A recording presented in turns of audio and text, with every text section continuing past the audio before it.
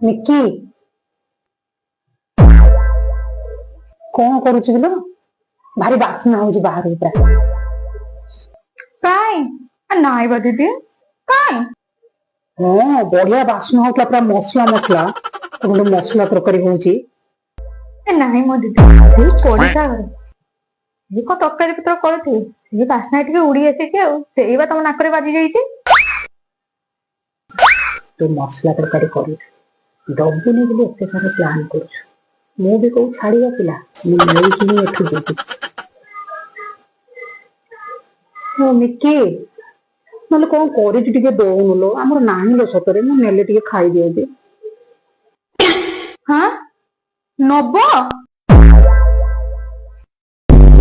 ଓହୋ କହିଲନି ଯେତେବେଳେ ନିଅ ଆଳୁ ସିଝେଇଥିଲି ପଖାଳ ଖାଇ ବୋଲି ଆଉ ତମେ ତ ମାଗୁଛ ଆଉ ନିଅ।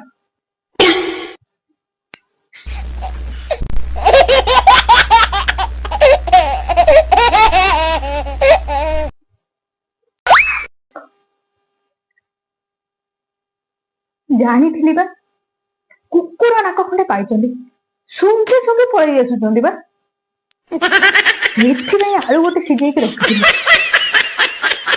ଯାହାହେଲେ ମଟର ତରକାରୀ କରିଥିଲି ମୋ ସ୍ୱାମୀ ଖାଇବ।